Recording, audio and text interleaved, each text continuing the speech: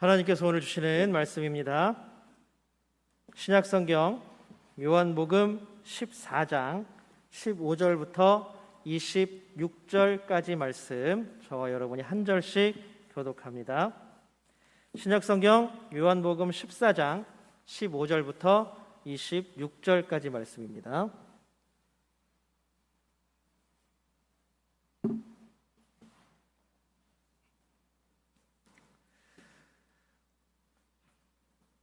말씀 교독합니다. 제가 먼저 읽겠습니다. 너희가 나를 사랑하면 나의 계명을 지키리라.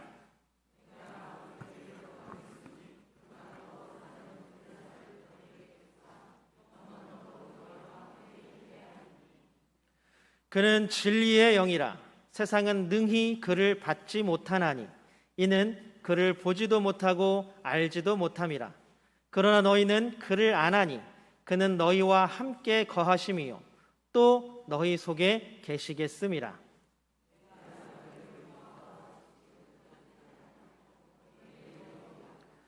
조금 있으면 세상은 다시 나를 보지 못할 것이로되 너희는 나를 보리니 이는 내가 살아있고 너희도 살아있겠음이라.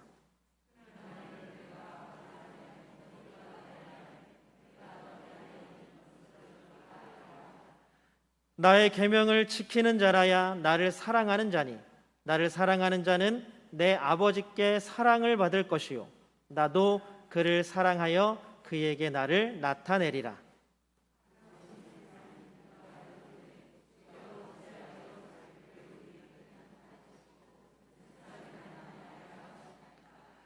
예수께서 대답하여 이르시되 사람이 나를 사랑하면 내 말을 지키리니 내 아버지께서 그를 사랑하실 것이요 우리가 그에게 가서 거처를 그와 함께 하리라.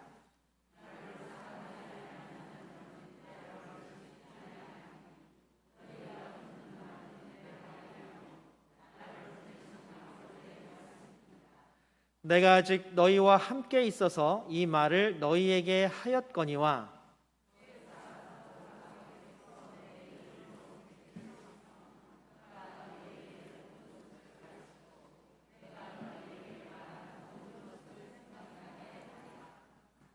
아멘. 오늘 부르심에 응답하여 모인 모든 분들 주님의 이름으로 환영합니다. 여러분들 우리 같이 옆에 앞에 뒤에 함께 예배하는 모든 분들과 인사 나눌까요? 사랑합니다. 축복합니다. 네. 인사할 때 웃으시는 분들이 한 분씩 두 분씩 늘어나고 있습니다. 좋은 일이죠. 여러분들 인사할 때는 웃으세요. 우리가 날마다 서로를 위해 복을 빌어주는 축복, 그 축복이 넘치는 교회가 되기를 소망합니다. 우리 이 시간 하나님께 믿음의 고백 올려드릴까요? 우리 두 손을 하늘을 향해 번쩍 들고 믿음의 고백 하나님께 올려드립니다. 하나님 좋습니다. 감사합니다. 사랑합니다. 하나님이 하시면 무엇이든지 다 이루어집니다. 하나님 좋습니다. 감사합니다. 사랑합니다. 하나님이 하시면 무엇이든지 다 이루어집니다. 아멘. 하나님께 영광의 박수 올려드립니다.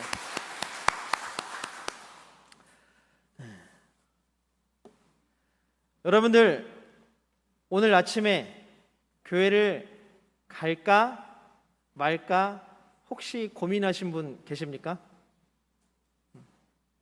그래도 여러분들은 아침부터 하나님께 교회에 나와 예배드리는 것을 선택하신 분들입니다.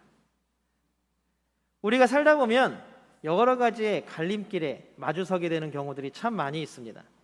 갈림길이 두 개일 수도 있고 세 갈래 길일 수도 있고 여러 가지 갈래길일 수도 있습니다. 이게 우리가 그냥 흔히 말하는 도로나 길이라면 선택할 때에 어떻게 선택할 수가 있겠어요? 모르는 길이면 혹시 지나가는 사람에게 물어볼 수도 있겠죠. 아니면 차를 타고 간다면 요즘 아주 잘 발달된 뭐가 있습니까? 내비게이션이 있잖아요. 이렇게 찍고 가면 됩니다. 그러면 거의 틀릴 확률이 거의 없습니다. 옛날에는 내비게이션도 없고 그럴 때에는 주로 어떤 방법을 사용했는지 여러분들 혹시 기억나세요? 손을 이렇게 펼칩니다. 손바닥에다가 침을 뱉어요. 내 손가락으로 딱 치면 얘가 어디로 튀는지 그거를 통해서 길을 선택하기도 합니다. 또 어떻습니까? 동전을 던지기도 하고, 이거는 요즘 아이들도 많이 하더라고요. 어린이집에 가서 보니까 어느 길로 갈까요? 알아맞혀 보세요.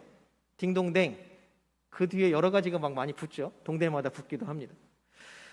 차라리 그냥 걸어가는 길, 우리가 찾아가는 길 지명이라면 이렇게 여러 가지 방법들을 사용할 수 있을 것입니다.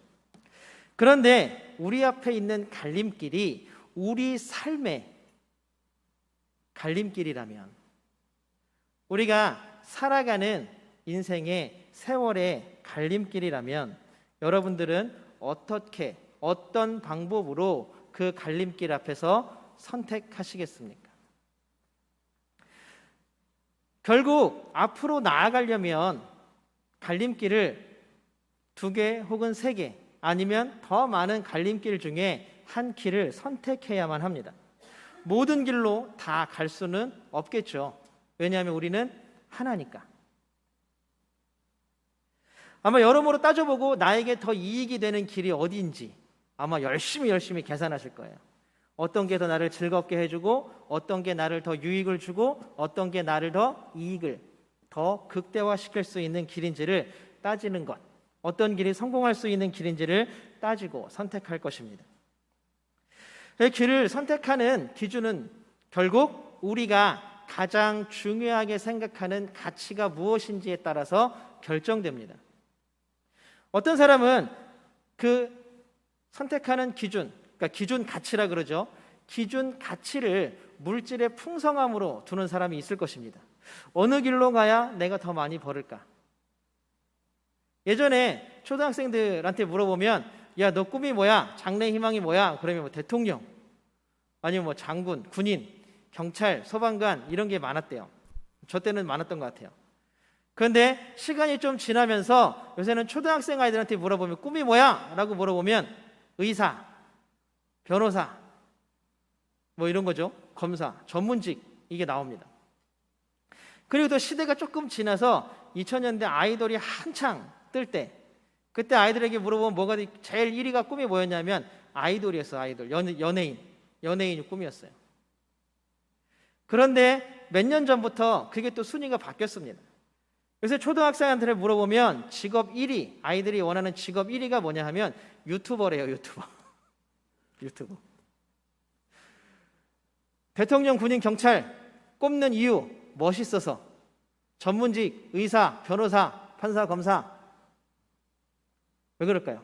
힘 있는 사람인 것 같아서. 연예인 멋있어서. 근데 참 요즘에 아이들이 많이 바뀐 것 같아요. 유튜버를 꿈꾸는 아이들이 그 직업을 1위로 선택한 이유가 뭔지 아세요? 돈을 많이 벌어서 그래요. 초등학교 3학년, 4학년이 요새 이렇게 꿈을, 자신이 선택하는 꿈의 기준 가치를 물질의 풍성함에 둔다라는 사실입니다. 놀라운 일이죠. 그만큼 기준 가치도 사람마다, 또한 처한 상황마다 다 달라집니다. 누구는 아까도 얘기했던 물질의 풍성함이 기준 가치일 수도 있고, 어떤 사람에게는 성공, 외모, 학벌, 힘 이런 것들이 기준 가치일 수도 있습니다. 또 어쩔 때에는 여러 가지 갈림길 중에서 우리가 존경하는 사람, 흔히 말하는 멘토라고 하는 사람, 아니면 선배, 이런 사람들에게 조언을 듣고 선택하는 방법도 있습니다. 어쨌든 우리는 갈림길이 나오는 순간마다 어떻게 해서든지 여러 갈림길 중에 하나를 선택합니다. 그것은 모두가 동일합니다. 그렇다면 세상은 이렇게 모든 사람들이 자기의 가지고 있는 기준 가치를 가지고 갈림길에서 길을 선택을 하는데, 우리는 좀 특별한 사람들이잖아요. 우리는 어떻게 특별한 사람들입니까? 하나님을 믿는 그리스도인이라는 이름을 부여받은 특별한 사람들이잖아요. 여러분들은 특별한 사람이에요. 우리는 그리스도인이라는 이름을 누구에게 부여받았어요? 물론 부른 거는 에베소 교인들을, 에베소에 사는 사람들이 그렇게 불러서 시작되긴 했지만, 이 이름은 하나님께로부터 받은 이름입니다. 그만큼 우리는 다른 세상과는 특별한 삶을 살아야 할 의무와 권리가 있는 것입니다. 그리스도인은 어떤 기준 가치를 가지고 그 길을 선택을 해야 할까요? 여러분들은 살면서 만나는 모든 갈림길 앞에서 어떤 길을 선택해 오셨습니까? 성경은 분명하게 하나님과 동행하는 것, 이것이 그리스도인의 가장 큰 가치라고 이야기를 합니다. 우리 16절 같이 한번 읽어보겠습니다. 16절 세 번역으로 같이 한번 읽어볼게요. 시작. 내가 아버지께 구하겠다.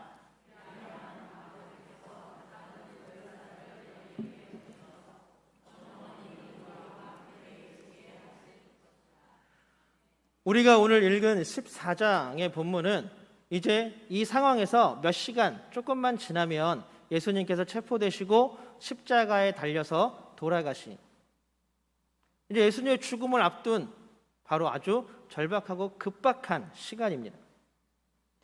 제자들은 지금까지 누구와 함께 있었습니까? 예수님과 함께 있었습니다. 선택과 결정, 나아가는 길, 모든 것을 누가 결정했어요? 예수님이 결정하셨어요. 그러니까 제자들은 그냥 똘레똘레 따라오기만 하면 돼요. 근데 그럼에도 불구하고 여러분들 혹시 기억나시는지 모르겠지만 우리가 2월 달에 제자도 1, 2, 3 해가지고 3주 동안 함께 나누었던 적이 있죠. 예수님께서 그렇게 가르치시고 많은 것들을 이야기하셨음에도 불구하고 제자들은 성공합니까? 실패합니까? 계속 실패합니다. 하나님 나라의 가치를 가지고 살아가는 삶의 방식들을 제자들은 예수님이 곁에 있음에도 불구하고 계속 실패합니다. 그럼에도 불구하고 다행인 것이 있습니다. 제자들은 그 실패하는 모든 순간순간 길목길목마다 누가 계셨어요? 예수님이 계셨잖아요. 그래서 바로잡아하고 선택한 길이 틀렸을 때에는 예수님께서 바로 틀어서 바른 길로 다시 안착하게 해주셨습니다. 그런데 이제 예수님께서 만약에 십자가에서 죽으신다면 이 함께한다라는 이 공식이 깨져버리는 거예요. 아마 예수님도 제자들이 우왕좌왕할 것이라고 생각했던 것 예상하셨던 것 같아요. 근데 맞는 말이었죠. 그래서 제자들에게 내가 떠나면 누가 와요? 보혜사를 보내주신다. 그래서 보혜사가 너희와 영원히 함께 하실 것이다 라고 이야기를 하고 계십니다. 자, 보혜사, 한글 성경으로는 보혜사입니다. 한번 눌러주세요. 보혜사. 한글 성경에는 보혜사라고 번역해 있는 단어입니다. 그 헬라어 원어는 뭐라고 되어 있냐 하면 파라클레토스입니다. 파라클레토스. 이 말의 직접적인 뜻은 뭐냐 하면 바로 곁에서 돕는 자. 어디요? 곁에서 돕는 자예요. 곁에서 돕는 자.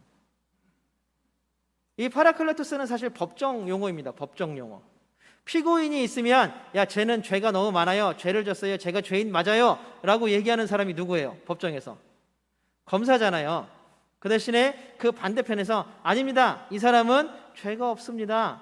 라고 그 사람을 무죄라고 변호해주고 도와주는 사람, 그 사람이 바로 파라클레토스. 곁에서 돕는 자. 또 다른 말로는 위로하는 자입니다. 그런데 16절을 자세히 보면 어떻게 되어 있냐면 다른 보혜사를 보내주십니다. 다른 보혜사. 이 얘기는 뭐냐면 지금 보혜사를 보내달라고 하나님께 요청하는 예수님이 보혜사였다라는 사실입니다. 육신의 몸을 입고 오신 예수님께서도 보혜사로서 우리 인간을 죽음과 파멸의 길로 걸어가는 우리 인간들을 도우시기 위해 오신 보혜사였다라는 사실입니다. 보혜사이신 예수님께서 이제 제자들과 이 세상을 떠나실 때에 다른 보혜사가 오셔서 자신이 했던 그 모든 일들을 동일하게 지금 신앙생활하는 우리들까지도 도와주시기를, 위로해 주시기를 예수님께서는 간절히 구하고 계신 것입니다. 우리 26절 한번 같이 읽어볼까요? 26절입니다. 우리 중반절 한번 같이 읽겠습니다. 시작. 보혜사 곧 아버지께서 내 이름으로 보내실 성령께서. 보혜사는 뭡니까? 결국 곧 성령님이십니다. 성령님. 실제로 예수님께서 십자가에서 죽으시자마자 제자들은 각자 제 갈 길로 갑니다. 그들에게 예수님께서 십자가에서 돌아가신 일은 이제 선택지 앞에, 갈림길 앞에 서게 되는 일입니다. 계속 예수님께서 자기들에게 말씀하셨던 하나님 나라의 가치, 복음을 전하면서 살 것인지, 아니면 이제 모든 것이 다 끝났으니까 그냥 니네 살 대로 고향으로 돌아가 살아라. 제자들은 어떠한 것을 선택했어요? 결국 모든 것을 다 포기하고 다시 원점으로 돌아가는 삶을 택했습니다. 예수님과 함께 꿈꾸었던 하나님 나라의 가치를 버리고 그냥 예수님 만나기 이전의 삶으로 돌아가는 선택을 했다는 것입니다. 예수님이 계실 때에는 예수님께서 바로 잡아주시면 되지만 이제 제자들의 마음 가운데는 누가 없어요? 예수님이 없으신 거예요. 십자가에 못 박혀서 죽으시고 더 이상 이 땅에 계시지 않게 되었다는 것입니다. 결국 그들은 우리가 지금 좀 전에 계속 제가 말씀드린 것처럼 원점으로 예수님 만나기 이전의 삶으로 돌아가 버리고 말았습니다. 많은 사람들이 하나님은 없다고 말합니다. 요즘에 특히 젊은 친구들, 젊은 사람들은 교회 다닌다 그러면은 되게 비웃는데요. 교회를 왜 다니냐고.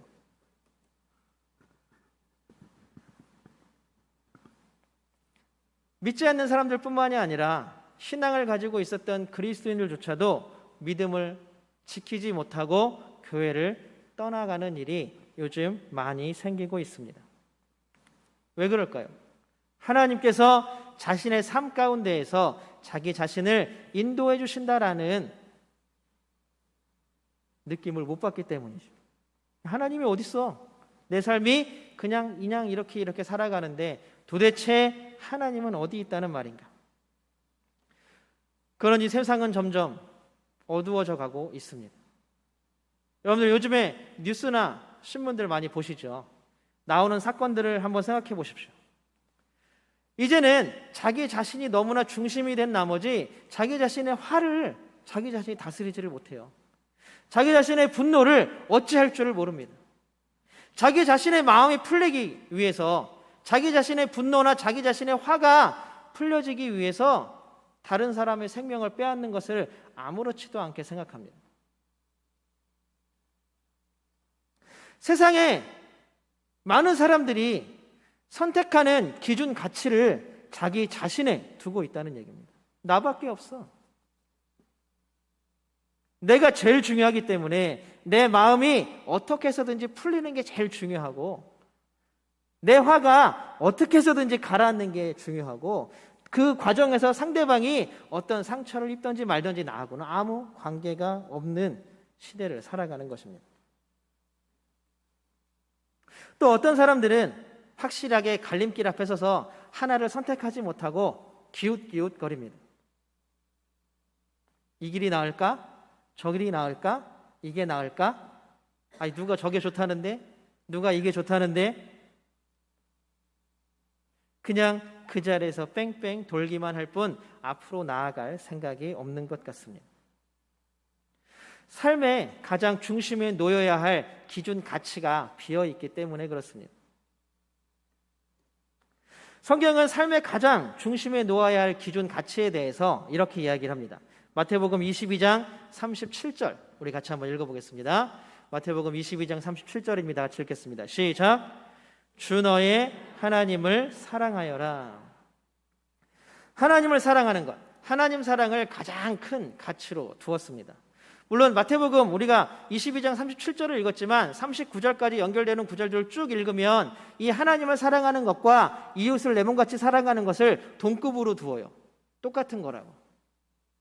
마태복음에서는 굉장히 특별합니다. 하나님을 사랑하는 것과 이웃을 내 몸과 같이 사랑하는 것을 똑같이 자리합니다. 근데 마태복음에서만 그런 줄 알았더니 레위기에서도 똑같이 이 두 가지를 동급으로 두고 있습니다. 하나님을 사랑한다면 이웃을 사랑해야 되고 이웃을 사랑하는 힘은 어디서 오냐? 하나님을 사랑하는 힘에서 온다는 것입니다. 요한복음은 오늘 이 내용을 조금 다른 말로, 다른 표현으로 이야기하고 있습니다. 우리 오늘 본문의 15절과 21절 상반절, 24절 상반절을 같이 한번 읽어보겠습니다. 15절 먼저 읽습니다. 시작. 너희가 나를 사랑하면 내 계명을 지킬 것이다.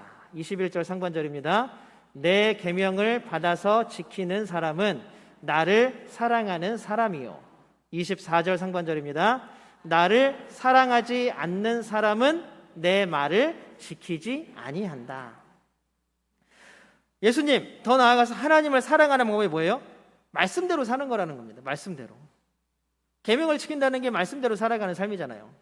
말씀대로 살아가는 게 하나님을 사랑하는 것입니다. 그런데 요한복음은 굉장히 쉽게 써놨지만 말씀대로 사는 게 어렵습니까? 쉽습니까? 우리에겐 전혀 문제가 되지 않습니까? 너희가 나를 사랑하면, 예수님을 사랑하는 거 하나님의 말씀대로 사랑하는 거래요. 말씀대로 사랑하는 게 사랑하는 거래요. 마태복음하고 겹치면 뭐예요? 하나님을 사랑하는 것, 이웃을 사랑하는 것, 말씀대로 살아가는 것, 이게 다 동급이라는 이야기입니다. 결국 뭐냐 하면 하나님의 말씀대로 살아가는 삶은 사랑하며 사는 삶이라는 것입니다. 자, 여러분들, 사랑하며 사는 삶이 어렵습니까? 쉽습니까? 저는 어려운 것 같아요. 저는 어려운 것 같아요. 우리 마음은 아직까지도 세상적인 가치관으로 가득 물들어 있습니다. 어떤 것을 선택할 때 하나님을 향한 사랑, 이웃을 향한 사랑으로 선택해야 함에도 불구하고 그러지 못할 때가 더 많이 있습니다. 여러분들, 성경에 처음으로 한번 돌아가 보십시오. 아담과 하와는 뱀의 길과 하나님의 길, 두 갈림길의 선택의 순간에 놓여 있었습니다. 그러나 아담과 하와의 삶의 가장 중심에 놓여진 가치는 하나님의 말씀이었습니까? 그렇지 못했죠. 욕심과 탐욕이었습니다. 아유, 저거 내가 진짜 먹어본 다른 어떤 과일들보다도 먹음직도 하고 보암직도 하고 탐스러운데 내 저걸 꼭 얻고 싶다. 내가 저걸 꼭 갖고 싶다. 모든 것을 판단하는 기준 가치에 탐욕이라는, 자신의 욕심이라는 선악과, 먹음직하고 보암직한 선악과가 놓여지게 되었습니다. 결국 뱀의 길을 선택하게 되었습니다. 하나님과 분리되었고 탐욕을 최고로 하는 세상의 가치가 이 땅에 들어왔습니다. 그래서 지금까지도 세상은 선악과가 대표하는 물질의 가치관들을 중요시하고 모든 것들을 선택하고 판단하는 가장 기준의 가치로 우리의 욕심을 채우는 탐욕이 자리 잡고 있다라는 것입니다. 그러니 우리 마음이 그렇게 되었으니 하나님을 사랑하기에 말씀의 가치를 따르는 삶이 결코 쉽지만은 않은 삶이 된 것입니다. 우리는 더 많은 것들, 더 좋은 것들을 얻기 위해서 경쟁합니다. 경쟁에서 이기면 모든 것을 얻고 지면 모든 것을 다 잃는, 흔히 말하는 제로섬 게임을 우리는 살아가고 있습니다. 중간이 없는 거죠. 이쪽과 이쪽, 100하고 0, 이 사이를 왔다 갔다 하면서 살아갑니다.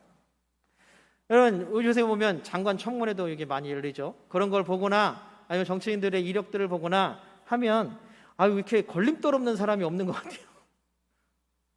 걸림돌 없는 사람이 없는 것 같아요. 그 사람들뿐만이 아니라 심지어는 그리스도인과 교회마저도 세상의 물질적 가치를 추구하며, 그래서 세상으로부터 손가락질 당하는 일들이 얼마나 많이 있습니까? 불법 건축을 해서라도 지하철역 입구를 자기네 교회에 이렇게 지하로 뚫었어요. 그리고 나서는 그게 하나님의 은혜라고 얘기를 해요. 그래서 법원으로부터, 정부로부터 다시 원상복귀하라는 행정명령을 받았습니다. 불법이라고. 그랬더니 불법을 지적하는 정부와 법원이 사탄의 세력이에요. 그리고는 기도회를 열심히 하고 있습니다. 초대교회 담임 목사직을 아버지가 아들에게 물려줬습니다. 큰 문제가 됐죠. 그 교회가 속한 교단은 우리나라에서 제일 큰 교단이기도 하지만 그 교단의 헌법에는 분명히 세습을 금지한다라는 법이 명시되어 있습니다. 그럼에도 불구하고 그것이 불법인 줄 알면서도 그렇게 행하는 일들이 버젓이 벌어지고 있습니다. 물질과 말씀의 가치에서 말씀의 가치보다는 물질의 가치를 선택하는 그리스도인들과 교회들이 더 많아지고 있다는 사실입니다. 교회뿐만이 아니라 그리스도인들도, 우리 믿는 사람들도 물질적 가치를 중시하다 보면 결국 어떻게 되냐면 경쟁하게 됩니다. 왜냐하면 경쟁이라는 것은 내가 더 많은 것들을 채우기 위해서 경쟁하는 상대방의 것들을 가져와야 되는 거잖아요. 그러다 보니까 경쟁하는 상대방을 동료나 사랑해야 할 대상으로 보지 못하는 거예요. 적일 뿐입니다. 그것을 그냥 경쟁자라는 말로 포장해서 말할 뿐이지, 포장지를 뜯어보면 그냥 내 삶의 적이 될 뿐입니다. 당연히 적이기 때문에 서로 간의 미움과 질투가 따라옵니다. 그러니 세상을 살아가는데 사랑이라는 가치, 말씀이라는 것들이 얼마나 우리 안에서 작용하겠습니까? 그리스도인이라면 마땅히 지금까지 쭉 이야기해 놓은 것처럼 하나님 말씀의 가치를 따라 살아가야 하는 사람이 되어야 합니다. 하나님 말씀의 가치를 최고의 가치로 존중하며 그 말씀의 가치대로 살아가는 것, 그것이 바로 그리스도인이 되어야 합니다. 그런데 우리는 아직까지도 그렇게 살기를 어려워하고 힘들어하는 것이죠. 우리는 계속해서 삶의 갈림길 앞에 세워집니다. 갈림길 앞에서 끊임없이 선택을 하며 살아가야 합니다. 제가 처음에 여쭤봤던 것들 혹시 기억나시나요? 오늘 아침에 교회를 갈까? 아니면 그냥 집에 있을까? 아니면 딴 데를 갈까? 하는 여러 가지 선택지 중에 여러분들은 교회를 가야겠다라는 선택을 하시고 이 자리에 나오셨습니다. 이제는 그런 것까지도 우리가 선택해야 할 시대입니다. 우리는 참 어떻게 해야 하나님의 말씀대로 살아가는 가치를 따르며 살 수 있을까요? 우리 26절, 아까 우리가 중간절만 봤는데 처음부터 끝까지 26절 한번 같이 읽겠습니다. 26절입니다. 시작. 그러나 보혜사 곧 아버지께서 내 이름으로 보내실 성령께서 너희에게 모든 것을 가르쳐 주실 것이며 또 내가 너희에게 말한 모든 것을 생각나게 하실 것이다. 아멘. 보혜사, 우리를 도우시는 성령님이 우리와 함께 계시는 줄로 믿습니다. 함께 하시는 것뿐만이 아니라 우리가 갈림길의 선택에 서 있을 때에 잘 선택하실 수 있도록 도와주십니다. 왜냐하면 모든 것을 가르쳐 주시고 예수님께서 하셨던 그 말씀들을 계속 생각나게 하신다고 말씀하시지 않습니까? 그럼 어떤 방법으로 생각나게 하시고 어떤 방법으로 가르쳐 주실까요? 어떻게 해야 성령께서 말씀하시는, 가르치시는 그 길을 선택할 수 있을까요? 우리는 여러분 잘못을 하면 마음이 두근두근 하죠. 막 심장이 튀어나올 정도로. 아주 예민하신 분들은 진짜 막 심장이 튀어나올 정도로 잘못을 하면 그렇게 막 두근두근 합니다. 어떤 선택을 할 때 분명히 우리 그리스도인들은 정답을 분명히 알고 있어요. 항상. 그건 워낙 뻔한 거예요. 왜요? 우리가 이 선택이 세상을 사랑하는 것인가, 하나님을 사랑하는 것인가, 이 선택이 이웃을 사랑하는 것인가, 물질적 가치를 사랑하는 것인가, 이건 분명히 나누어집니다. 우리의 욕심인가, 아니면 하나님 나라의 가치인가. 그럼에도 불구하고 우리 마음 가운데 다른 마음이 생기면, 또 다른 길을 선택하고 그 길을 걸어갈 때면 우리의 마음은 불편해집니다. 마음이 막 뭐랄까요, 두근두근하는 마음도 있지만 괜히 껄끄러워지고 불편해집니다. 여러분들, 우리가 다른 사람들을, 누군가를 미워하기 시작하면요, 그 불편한 마음을 이루 말할 수가 없습니다. 자꾸 얼굴도 잘 똑바로 못 쳐다보게 되고요. 그냥 안 보면 되지 뭐. 그럼 편할 것 같은데 하나도 안 편해요. 계속 마음은 그냥 불편하고, 마음은 계속 걸림돌이 하나 이렇게 뚝 걸려 있는 것처럼 찝찝하고. 여러분, 이것이 무엇일까요? 사도 바울은 이것을 성령의 근심, 성령의 탄식이라고 이야기를 합니다. 성령께서 우리 마음 가운데에서 하나님의 말씀의 길을 선택하지 못할 때에 우리를 근심하게 하시고, 우리를 걸림돌이 있게 하시고, 마음을 무겁게 하시고, 야, 이 길은 아니야, 이 선택은 아니야, 이렇게 우리에게 가르쳐 주시고 말씀해 주신다는 사실입니다. 세상에서는 이 마음을 두고 양심이라는 말을 합니다. 그러나 우리 그리스도인들은 이것을 성령의 도우심, 성령의 근심, 성령의 탄식하심이라고 부릅니다. 우리는 이 예배가 끝난 후에도 선택의 갈림길에 계속 서게 될 것입니다. 여러분들은 이제 어떤 기준으로 어떤 길을 선택하시겠습니까? 그 길을 선택하는 가장 큰 기준 가치, 중심에 두어야 할 기준 가치를 어떠한 것으로 두시겠습니까?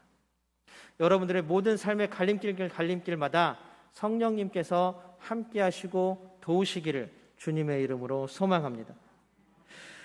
우리 사도행전 2장 3절 같이 읽어볼까요? 사도행전 2장 3절입니다. 같이 읽어보세요. 시작. 거기로 불길이 솟아오를 때 혓바닥처럼 갈라지는 것 같은 혀들이 그들에게 나타나더니 각 사람 위에 내려앉았다. 여러분들, 성령님은 우리가 찾아내는 것이 아닙니다. 성령님은 우리가 찾아가는, 어디 숨어있는 성령님을 찾아다가 우리 마음에 이렇게 확 집어넣는 것이 아니라, 여러분, 사도행전 2장에 보면 사도행전 마가의 다락방에서 예수님의 제자들이 뜨겁게 성령께서 임하실 때까지 간구하며 기도합니다. 그 가운데 성령님께서 임재하시는 것입니다. 여러분, 우리의 삶에 성령님께서 충만하시기를 주님의 이름으로 축복합니다. 여러분들, 그리고 간구하십시오. 성령님, 우리와 함께 하여 주시옵소서. 성령님, 우리 가운데 와 주시옵소서. 성령님, 내 삶의 주인, 내 모든 판단과 선택의 주인이 성령님이 되어 주십시오. 여러분, 다른 것보다 이 기도가 먼저 되어야 하지 않겠습니까? 그래야 우리가 그리스도인으로서 살아가는 의미가 있지 않겠습니까? 우리가 날마다 성령의 도우심으로 살아가는 우리가 되기를 소망합니다. 사랑하는 성도 여러분, 마음이 괴롭고 혹시 낙심되시는 분들이 있습니까? 계속되는 선택이 자꾸 실패하여서 우리를 괴롭게 하고 아프게 하는 일들이 생깁니까? 우리 살아가면서 살고 싶은데 우리 마음 가운데 계속 미움, 시기, 경쟁이 가득 차오르고 있습니까? 우리가 해야 할 것 단 하나입니다. 성령께서 우리 가운데 임재하시기를, 성령이 우리 가운데 충만하시기를 구하십시오. 성령님이 분명히 우리 가운데 임재하실 줄로 믿습니다. 그 성령님께서 우리와 함께 하시며 우리를 근심하게 하시고 탄식하심으로 말미암아 잘못된 선택의 길에서 다시 바로잡은 길을 갈 수 있도록 우리를 도우시고 인도해 주실 것입니다. 우리 시간 함께 찬양할 텐데요, 하나님의 성령이, 주님의 성령이 우리 가운데 온전히 임할 수 있도록 간절히 간구하며 찬양하기를 원합니다. 성령님, 지금 이곳에 임하여 주시옵소서. 성령님, 우리의 삶 가운데 임재하여 주셔서 우리 가운데 놀라운 은혜를 부어주시고 크신 사랑을 부어주시옵소서. 우리의 길을 인도하시고 우리의 선택을 인도하시고 우리가 날마다 하나님 말씀의 가치를 따라 선택하고 살아가는 우리 모두가 되게 도와주시옵소서.